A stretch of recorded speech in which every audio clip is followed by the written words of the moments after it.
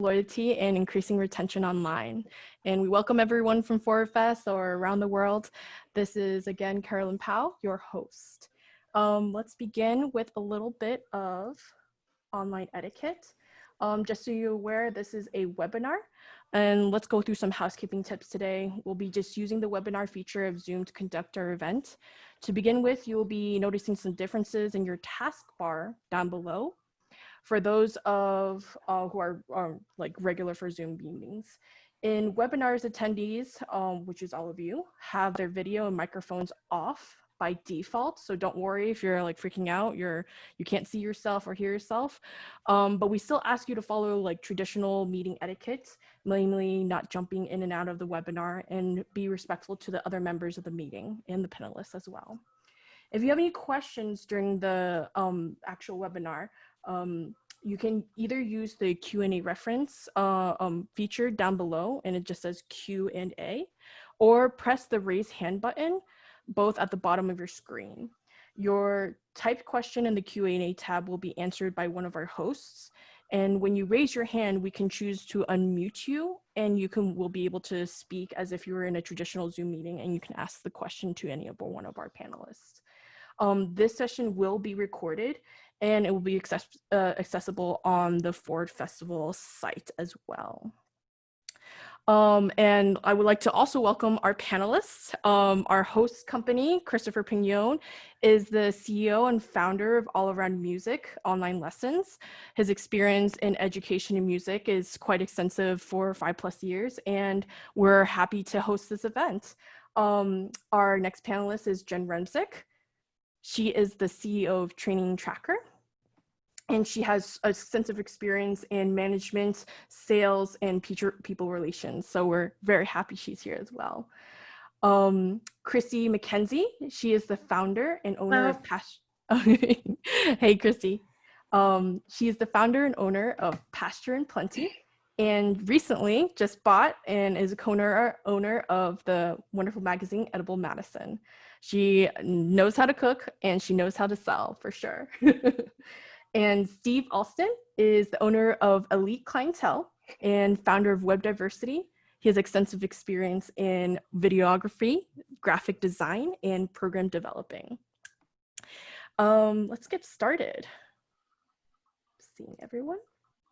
So the first question I want to pose to all of you, actually, I'll call out the order so you know how to respond, is how COVID affected your retention for your business.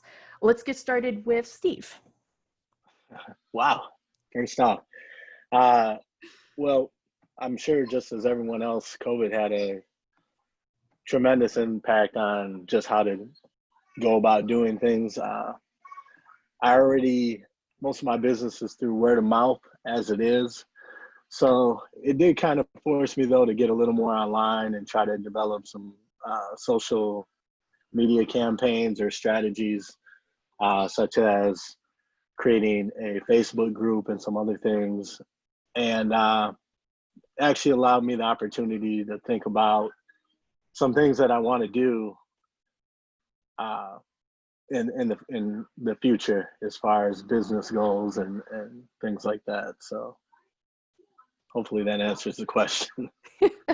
For sure. And you have extensive experience in both as a owner, entrepreneur, and an educator as well. And Steve has Web Diversity for his online courses for programming, and Elite Clientele when he provides services for videography and media distribution. Jen, would you like to go next? Sure. So Training Tracker is a software tool to help organizations track that their employees are completing the needed trainings to stay in compliance with regulatory agencies. So even though COVID has affected a large number of the population, a lot of these businesses still needed to maintain their data as far as if their employees are meeting, have met those training requirements. So for the most part, my current customers haven't changed too much. I mean, I had one customer who had to lower their or downgrade their subscription plan. because of less volume of employees in the facility. I did have another customer who canceled their subscription because their facility was actually shut down at the time and they were just getting started. So they're like, you know, we're just taking a pause on this since the factory is not running, and then we will resume later once things are up and going again.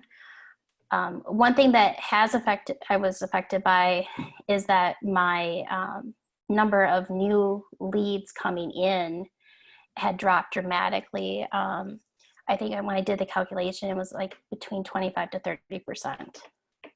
So, and then, and I mean, I'm in the process of rebounding, but like when I think I'm rebounding a little bit, then the numbers kind of drop again. So I think it's just as more data and more information and you know, procedures are changing and recommendations are changing. I think companies are adjusting. So I think that is constantly the pendulum that I'm facing right now when it comes to new leads.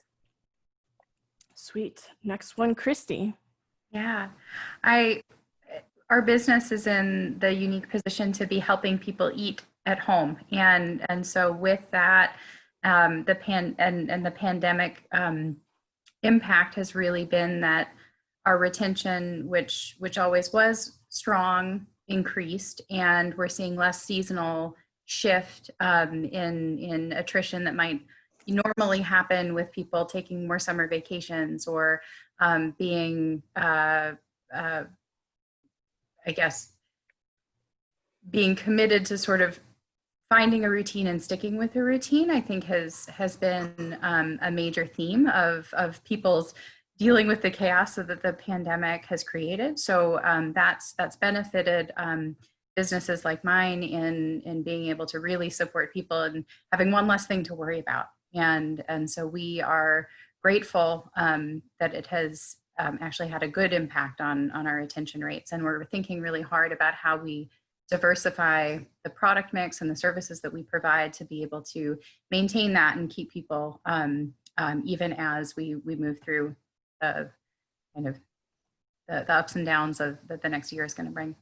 And Jen mentioned leaving customers as well. And I know through Cap Times that you mentioned that majority of your business is based on in-dining experience and you've gone towards mostly meal kits. Is that like something you would like to share about, like some numbers per se? Oh, sure. So at Past Food Planning, we have the meal kit business, which has been strong and consistent for the last 3 years. And a little over 2 years ago, we opened the restaurant and kind of catering and events business. And of course, that went away almost completely overnight in March. And that had represented about 60% of our total revenue. We made kind of quick changes in thinking about how we serve the community and keep the need to eat doesn't change, even though the way we eat does. So thinking about how we meet that new need has allowed us to begin to make up that revenue gap. And we're lucky that we already had an active line of business that served people in doing in figuring out how to eat at home. Without that, and so many restaurants are still suffering the impact of only being able to open 25% in service in the Madison area. Of course, that's different in different parts of the country. Thank you for answering that question. And Christopher, how has COVID affected your retention? So as you know, it's all around music online lessons. So pretty much the way I'm going to speak is like the guy in the bunker, you know, saying the world was going to end kind of situation. Because last year when I started the company, it took a lot of research and also development because my experience with doing in-person, whether it's going to houses, them coming to my studio, public school teaching, and try to incorporate all of that to be able to do online. So last year, there was a lot of people when they're getting leads, they didn't want online because they felt like it's not as good as in person. So I had this product, people was like, oh, you know, no way, you know, if I'm gonna pay this much, I want in person. So it was hard for them to try the product. and then of course COVID hit. So it was gradually growing last year, but not at what I hoped to. And then of course COVID happened, and that's where people's okay, if I can't do person, then I'll try online, of course. So I'm like, hey, I have this product, we've been at last year it was only me, so I was like, I have this product, and try it out, and then it allowed people to be like, okay, this is pretty good, really, really great. So, I'm fortunate in that sense, but of course, what happened to other people because of COVID, businesses, struggling, and then also people losing their jobs, and, of course, the mortality rate, it's, I yes, so pretty much I'm fortunate about it, of the situation. Of course, everyone's business has been impacted, and not only that, like the general community and the public, they had to adjust to the change as well, not only for you all. And that's like the theme of this situation is change. And it seems like all of you had a little bit of advantage because you already had an online platform. You had the familiarity of being remote and serving customers that are not local or far away. And I know, Christy, you make deliveries, so that's something I want to get into as well. So segue is, what are your secrets to how you retain your clients with the change that's happening right now? And this question goes out to Jen and Christy. Christy, would you like to go first? Sure. When we think about, or when we thought about building a meal kit product that worked for people, we've always focused on how it works for people at home. The meal kit that we provide doesn't require full from ingredient cooking every day. It's sort of a hybrid of a cook kit, ready to eat food, and farm to freezer products. And so we have always worked to have a product that is flexible and fits people's lives. So as people's lives and needs change, we've continued to try to keep that focus. Okay, now that they're at home more, how else can we engage them in food products and in connecting with the local food system in a way that provides meaning and helps them explore more in the kitchen. And it's looked like, fun things like blueberry sales, because, maybe people aren't going out to the farmer's market as much and they have more time at home to do some cooking, do some preservation. So trying to find ways to kind of surprise and delight our customers, even in a time where there's so much disappointment and struggle and strife in life. And that, to me, has been a way to meaningfully connect with our customers. And I would say, in addition to that, being open about the struggles that we're going through as a business, and sharing in the real life elements of what's going on in my house is also going on in your house. So if I can communicate that in some of my customer communications, then I make a connection that's more personal, and that has been meaningful for our community and for sustaining retention, even as times are challenging. Go ahead, Jen. For Training Tracker,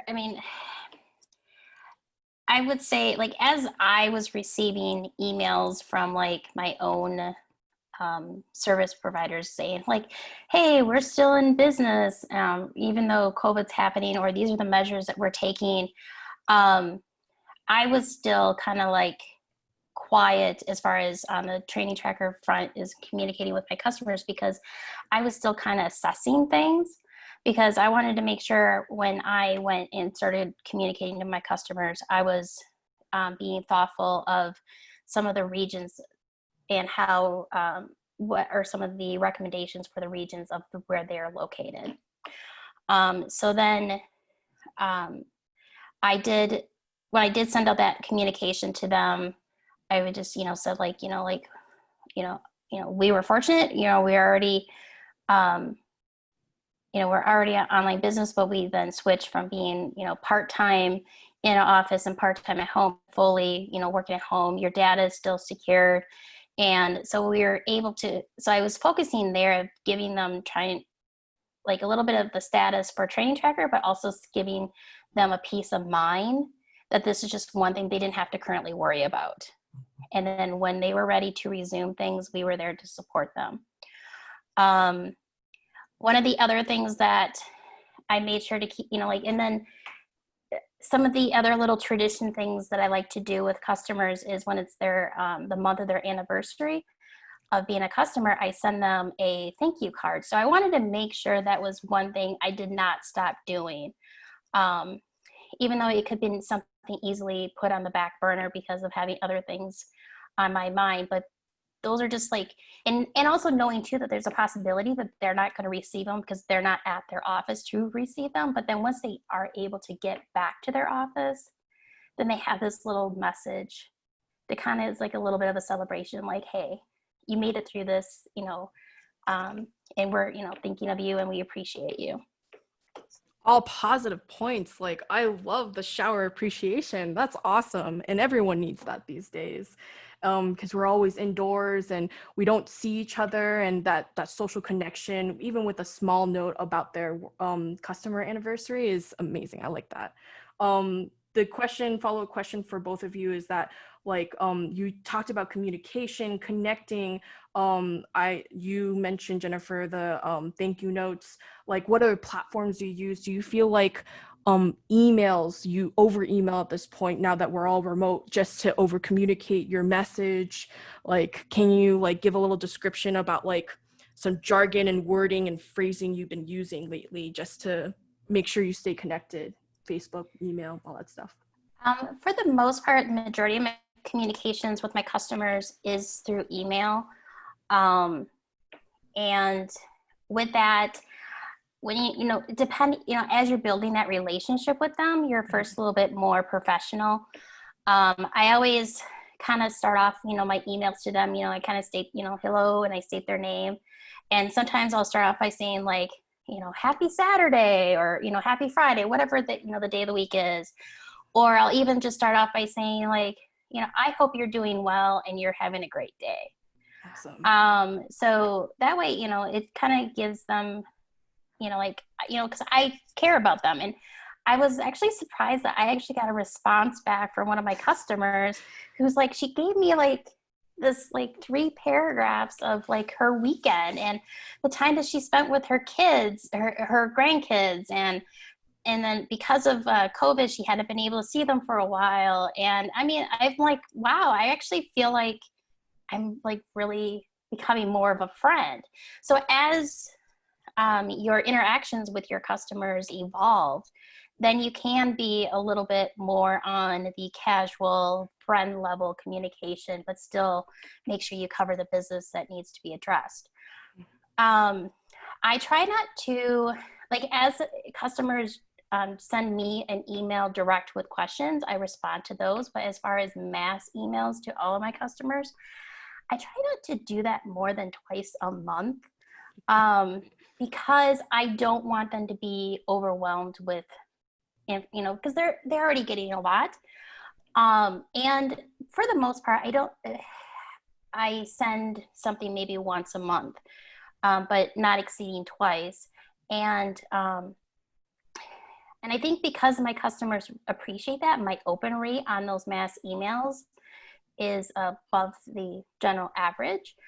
And oftentimes when I do send out those mass emails too, I will get replies back from my customers saying like, with like a little quick, thank you, I appreciate this update. And which also then makes me feel good, because that way I know that they're appreciating the information I'm sending out. Anything you want to add to that, Christine? That was beautiful.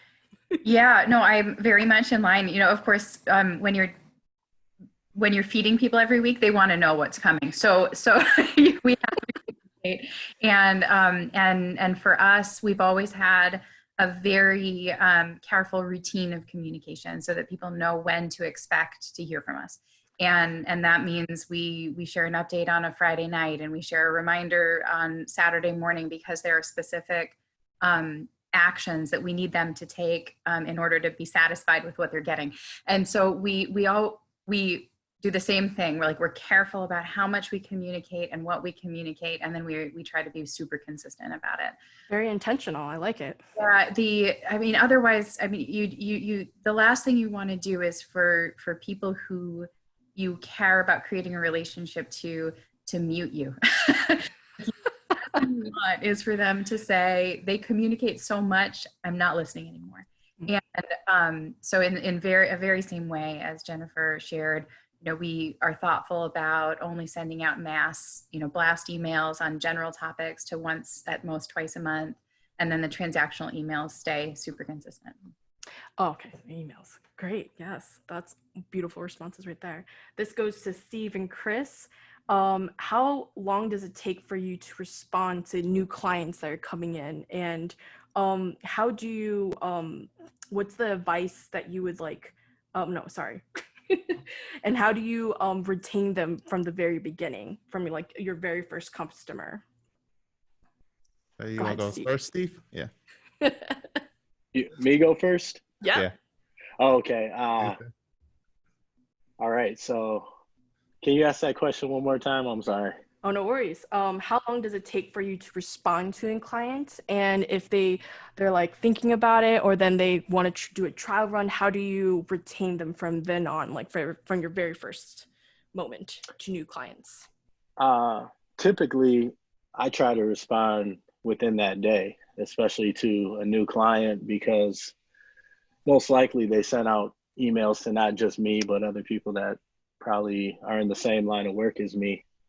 So I try to get back to them as soon as possible in order to, I guess, engage them and present my skills. So I'd say that's one thing, is like getting back to whoever as soon as you can, especially a new client. For me, I don't really work with trying to obtain a whole bunch of customers. It's just more or less like, if I have like 3 good customers, I'm good. So as far as retention, it's just pretty much doing what I say I'm going to do, being really thorough, I guess, as far as defining what that work is. A lot of times I've learned, those types of communication issues. So that's pretty much what I do to retain people, is just make sure I defined everything beforehand and some type of discovery, and then communicating with them throughout the process of the work. Now, for both web diversity and for elite clientele, like they're a little bit different: education and marketing and programming and design. Do you provide, like, during those communications, people want to make sure they get quality and they ask a ton of questions, and you wish you're like, oh, I just need to post this all on a frequently asked question page.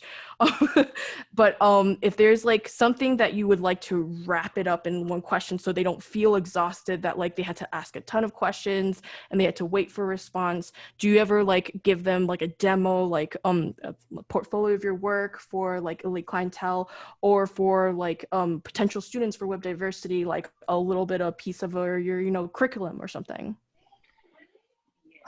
Yeah, like right now, web diversity is something that I was doing for free, because it was more or less an experimental time as to how I can best present these materials online, how I can communicate online. Especially, it kind of came about through COVID, because I think I was instructing at a local nonprofit, and then within a week of, I think it was like 2 days after the governor kind of ordered the stay-at-home orders, we were Zooming from home. So it was like, how am I going to instruct this course? So it's kind of been a experimental process. Maybe a follow-up question for that is, what did you find beneficial on the Zoom online courses that you found effective? Well, one thing about online is, first off, you can reach more people. What did I find effective? I guess just in terms of people, I can't really say I found it more effective than in person, just because people are able to kind of not show themselves and maybe walk away. And that's in a learning environment where it's a little harder to engage people. So I guess just one of those things I found I had to do was kind of check on people and ask questions a little more, like, what do you think so-and-so, to see if they were paying attention and they were still, with me. Trying to engage So, the detachment through Zoom. That's good. yeah, trying to engage that, and like maybe things like you have on here, like the polls and things like that, making sure that they're actually still engaged and therefore retaining the information that you're providing. For sure. And Yeah. Christopher? Okay, so all the ones that are listening, I'm pretty sure entrepreneurs, business owners, and people who are interested, who want to be interested in probably creating your own business, is that when the difference between in-person and online, you'll hear me say that a lot, is within in-person, and we're talking about communication, contacting with leads. With in-persons, there's a set amount of time. So that means it's when the sun comes up and the sun comes down. Even before that, so it's 6 p.m., 5 p.m., you probably, it feels weird to contact someone after that, because it's like, okay, the business already closed. When online, business is open, and this is what I mean is business is open 24/7, because in reality, you are competing, not just Madison or wherever you're at, you're competing globally, everywhere. So that's where you have to really step it up and provide that 24/7 support or communication. Because I'll tell you what, there's situation, and right now for sales, I actually have my brother doing it, because it actually works out. One, he has his degree in marketing and sales. He has experience on that, and also his time schedule.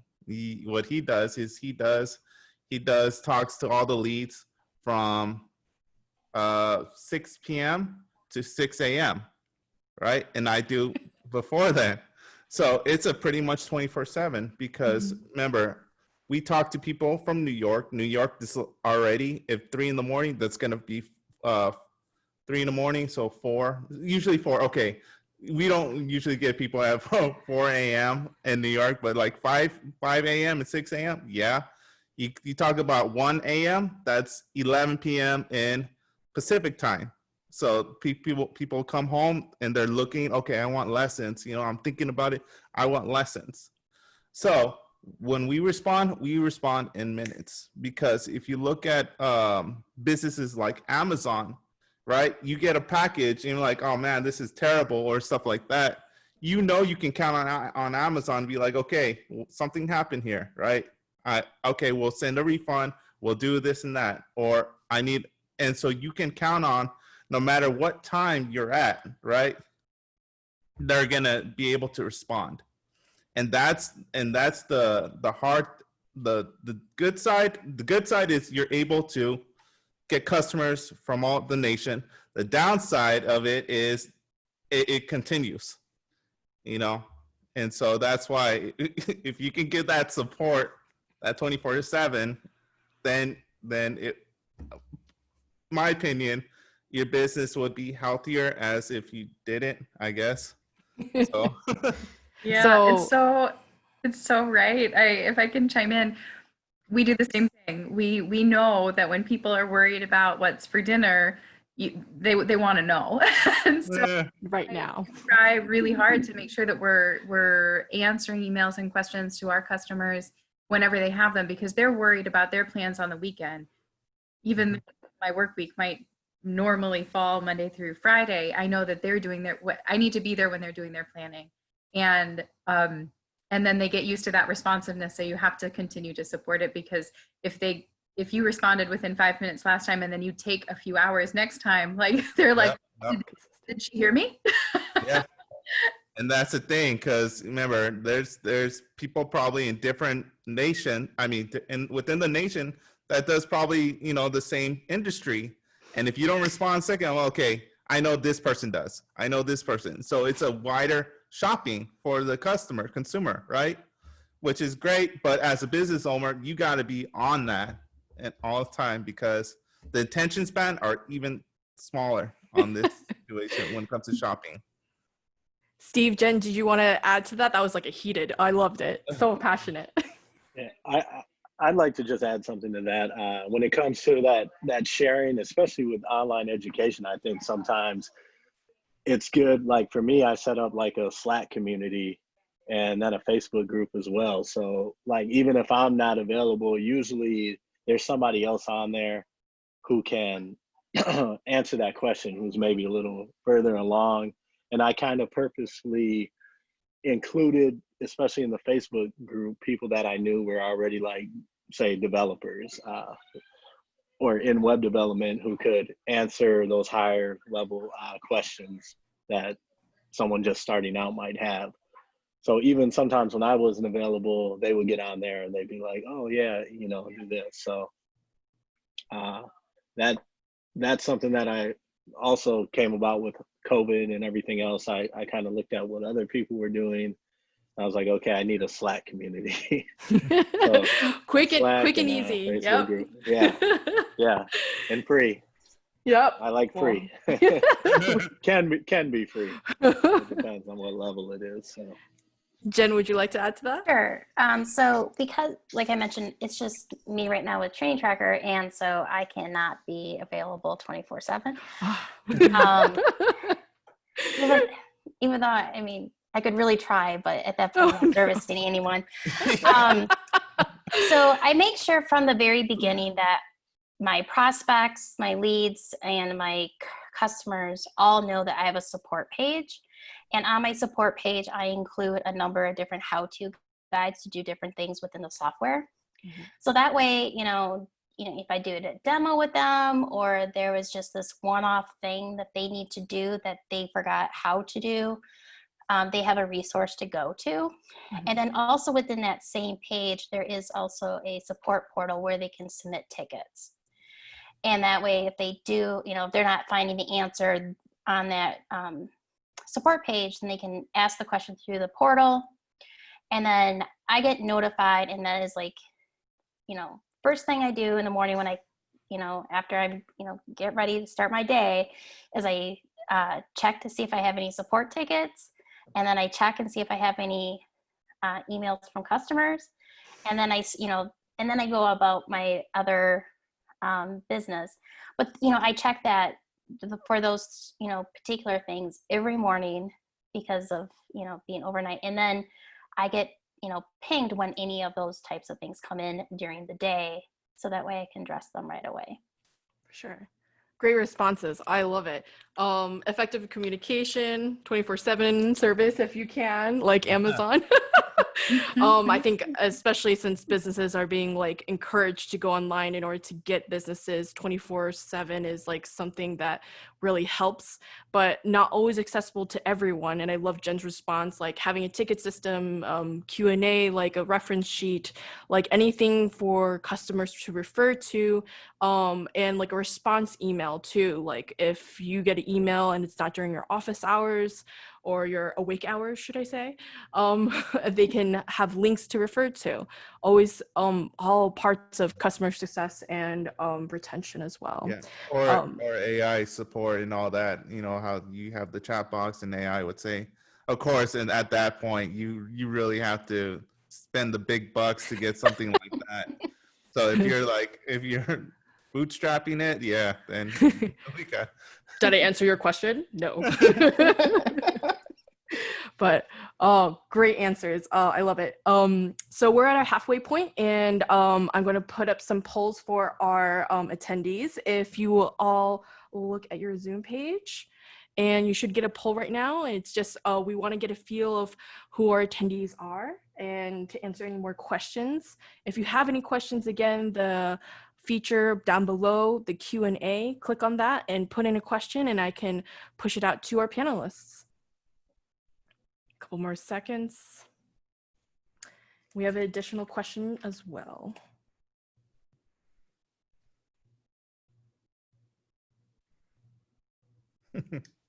That's pretty cool. Let's see. We got I work for a business, 70%. Majority is I own a business, entrepreneurs, and I'm about to start a business. Ooh, we got to get some advice out there. Last one, we got a second poll. We want to see what areas you all are in.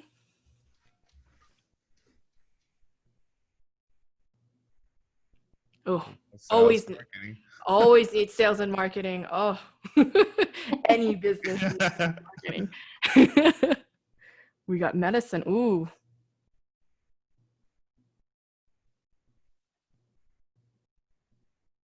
Couple more seconds. Looking good. We got some medicine, sales and marketing, other. Ooh, I'm curious about the other, and undecided. Let's stop sharing. Okay, perfect. Okay, again, feature down below, Q&A. If you have any questions for our panelists, go ahead and post them. I am looking at it, and I'll be giving those questions, feeding those questions to our panelists if you have any. Our next question is for Chris and Christy. How does your business differ from others in your industry when it comes to retention? Like for food industries, there's like curbside, online booking, remote service, and like Facebook Live, all those different things, Zoom. What is something unique about your business, about your retention, that your customers keep going to you? Chris and Christy. Let's start with Christy. Sure. So in meal kits, there's a pretty fragmented marketplace. So there are national solutions, there are regional solutions, there are local solutions. And so we work really hard to stand out from our competitors by being hyper-local, by really focusing on purchasing as much as we can from as close as we can, and sharing the value of keeping people's food dollars local with our customers. And we gather customers then that really care about that as a differentiator and want to continue to support it. So the differentiation really helps retention in that way. Wonderful. Christopher? So when it came to in-person, I knew how to do retention because of, the pedagogy, and also understanding the customer tailored.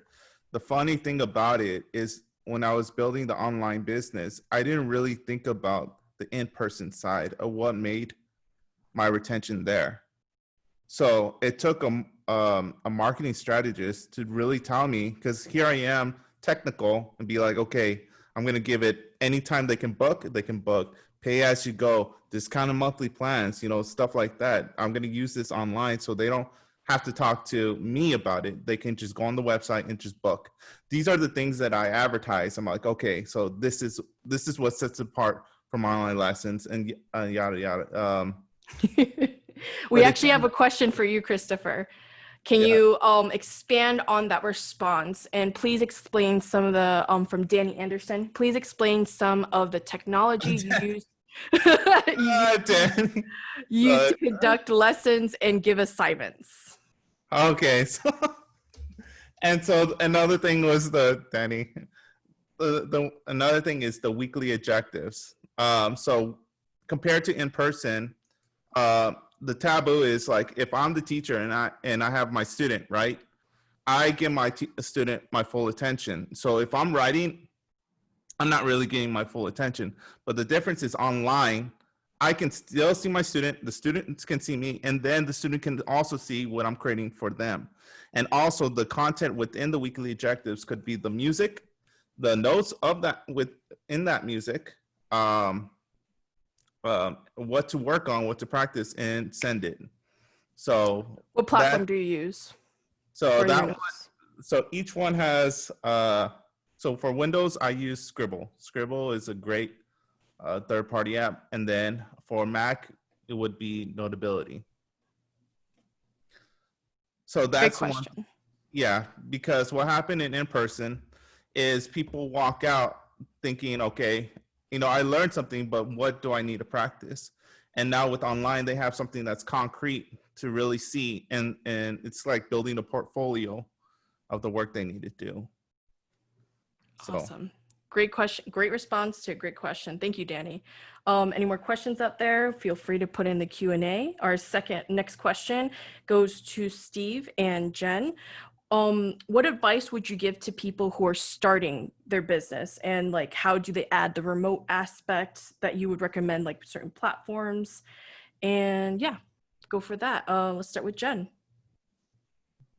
I would say one thing you really want to think about is like who is going to be your customer, and really have an idea of like what is their persona, so that way when you are then building your communication tools, you can kind of keep in mind, like for that persona, this would be a good fit. For this persona, this would be a better fit, and then try and find tools that might overlap. Like for instance, with my customers, I have some customers that are very, savvy on a computer, some that are not.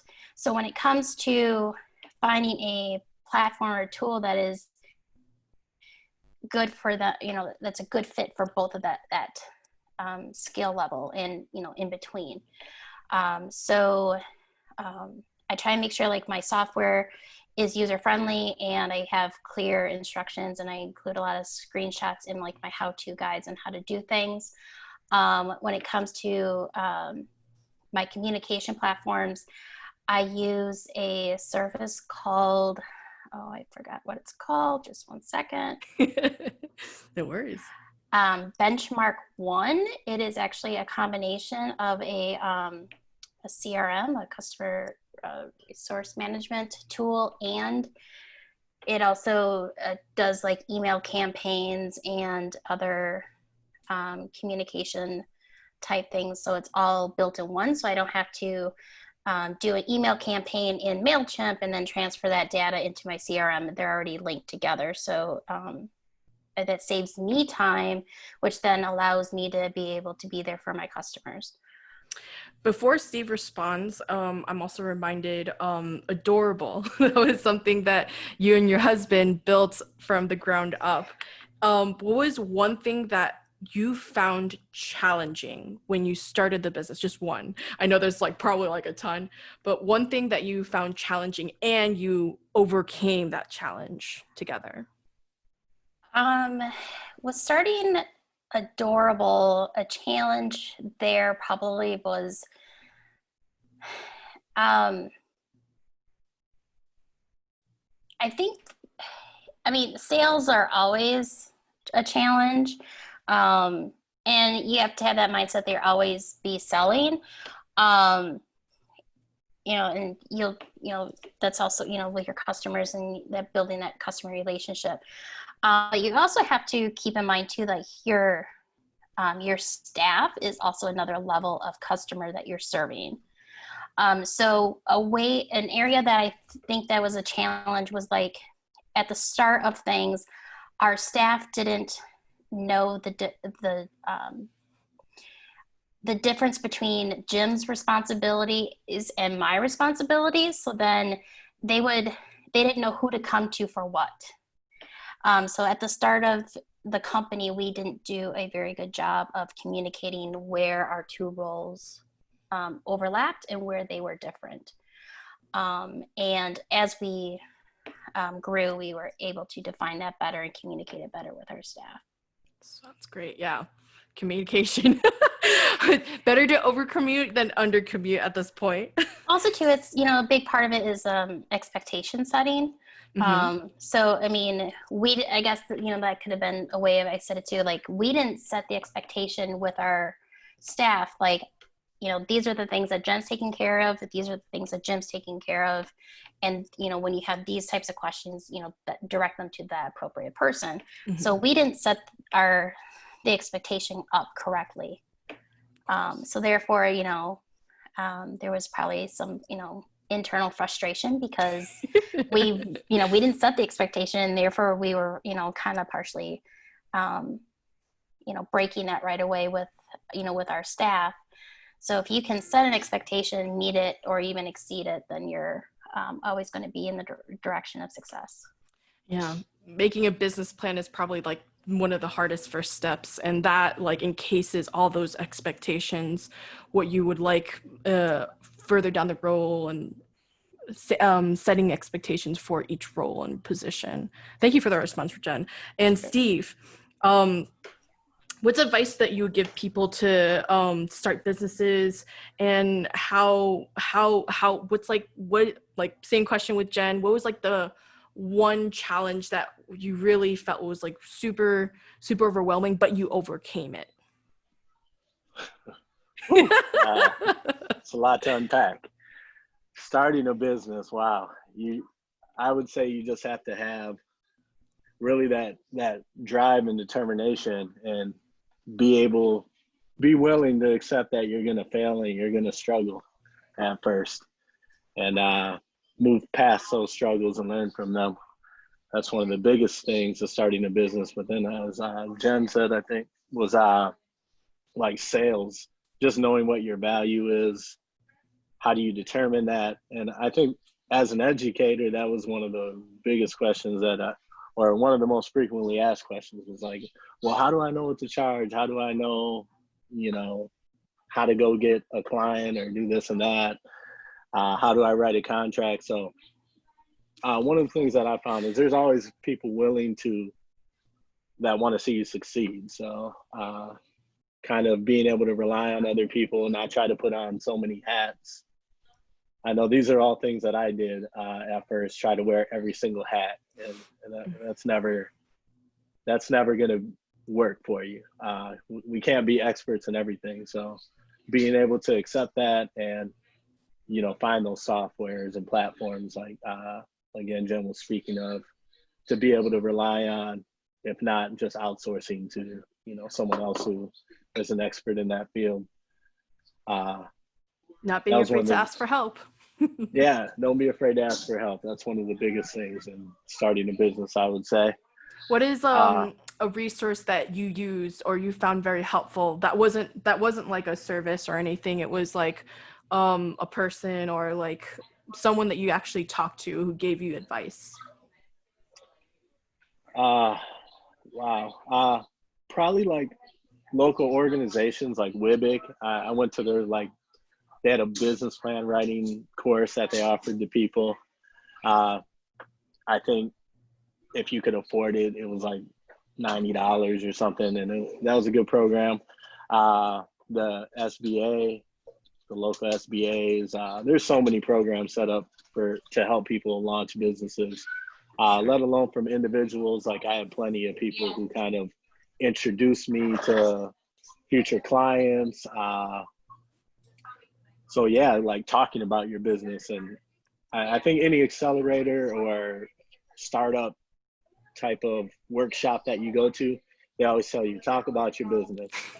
So that's one of the things too, like always talking about your business. And then people say, hey, I know somebody who needs this. Or like just the other week, I saw this guy and I had all my camera equipment, and he says, what are you doing out here? I said, oh, I'm going to film this thing.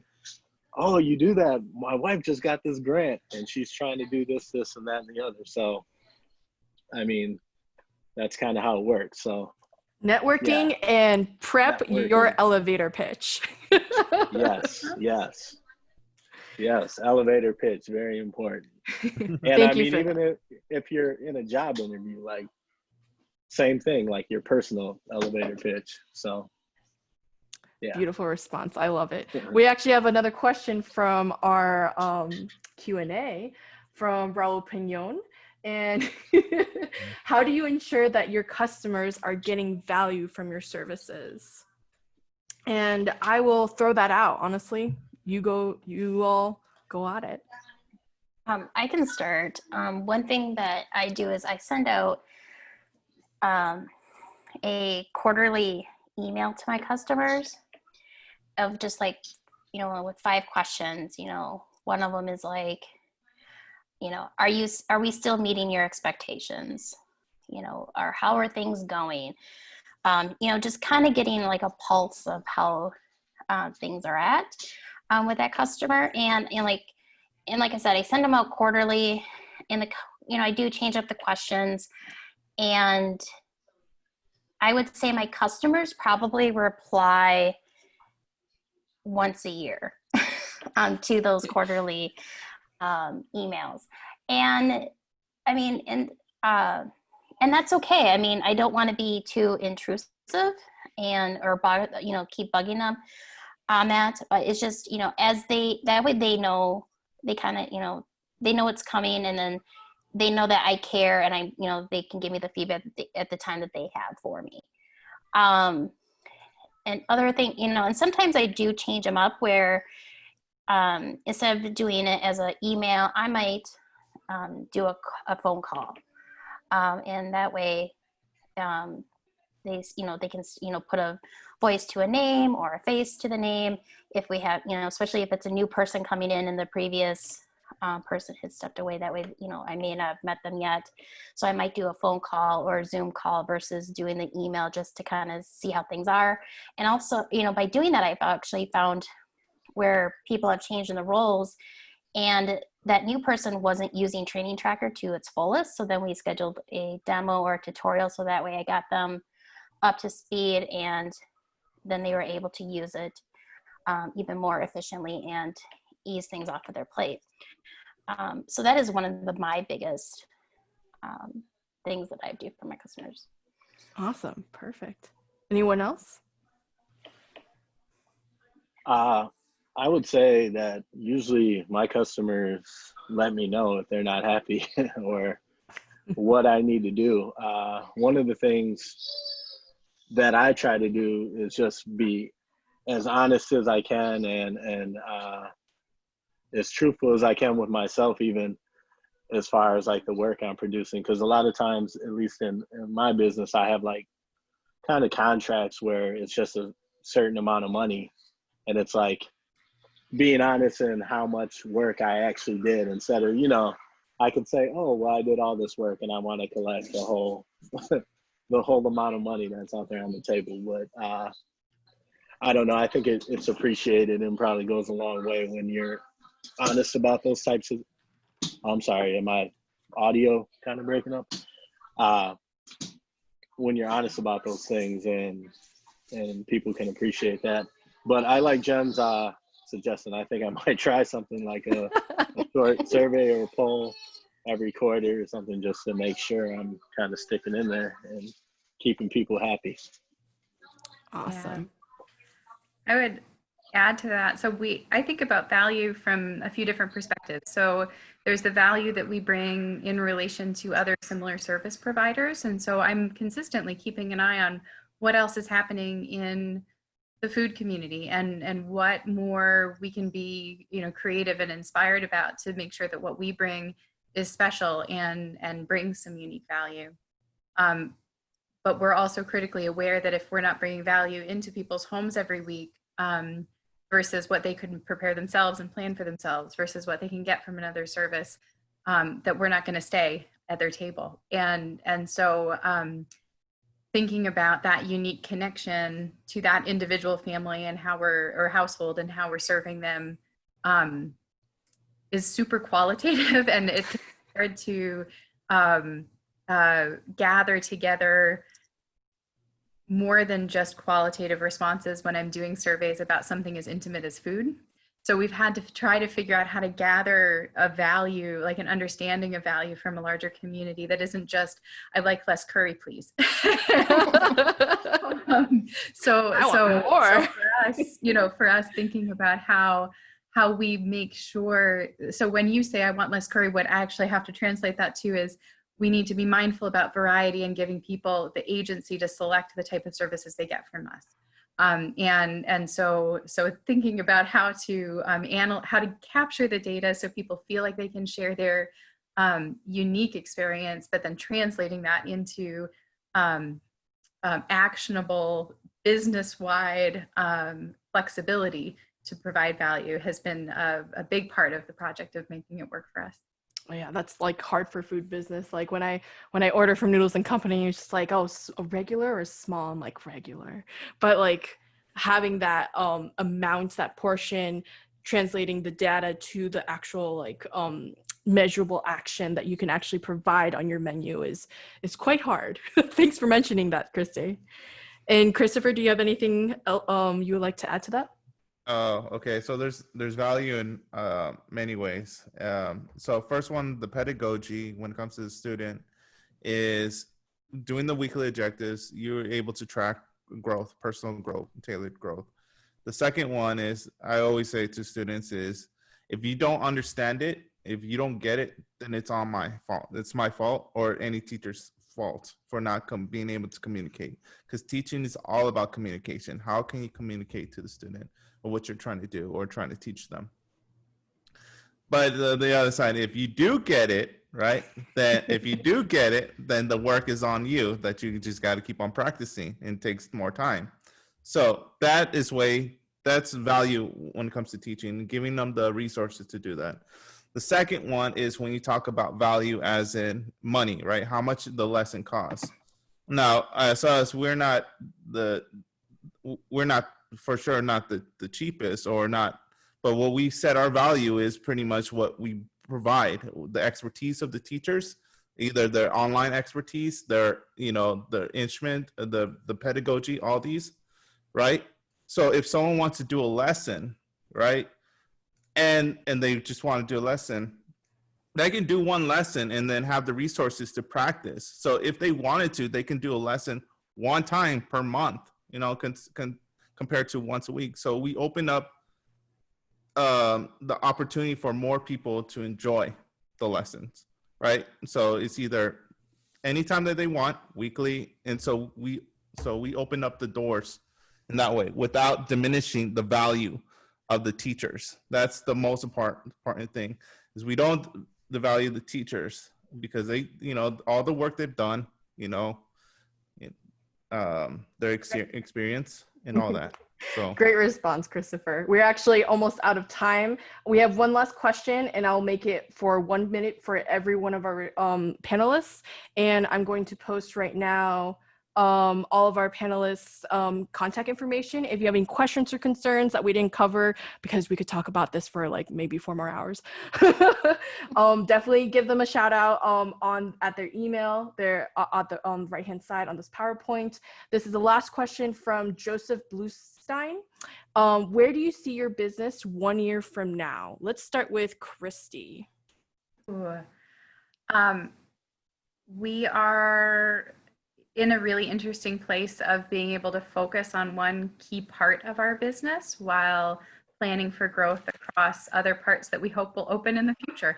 And so in a year from now, I anticipate that we'll be serving a wider audience across the local area and thinking about growth outside of Madison and the adjacent communities. I also expect that we'll be ramping back up in events and catering, but I believe that the habit changes that we're seeing right now for virtual experiences and creating space to learn and share culture online and education online is going to stay with us for a while. So we're really thinking about how we in a year from now continue to support the habits that are forming right now, but then also reopening.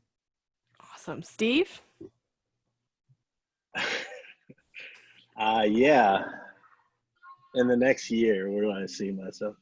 I guess my goal is to really kind of focus in on web diversity and grow that into a platform for people of color in particular to learn and grow in the tech area and break into that field. And that's kind of where I see myself focusing my attention in the next year. So yeah, that's all I really got for that one. Thank you. It's great. Short and sweet. Jen? Yeah. I mean, Training Tracker, currently we have a great presence, like majority of my customers are probably on the West and East Coast.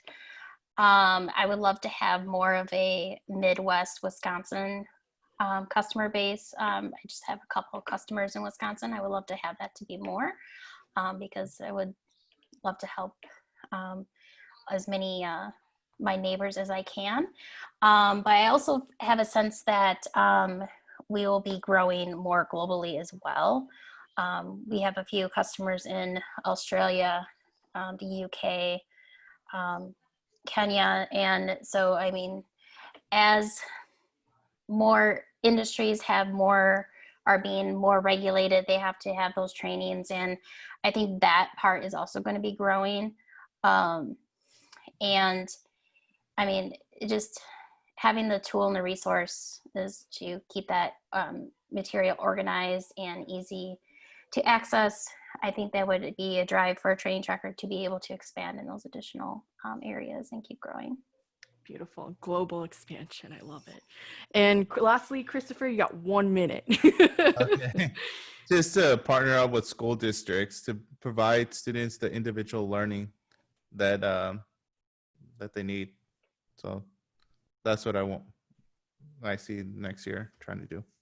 Awesome. Perfect. Well, thank you all for sharing your time on this weekend. Thank you to the panelists for being present at this time, and good luck to everyone. If you have any questions or concerns, again, emails are down there. Please fill out the closing survey on the ForFest app, and have a great rest of the festival.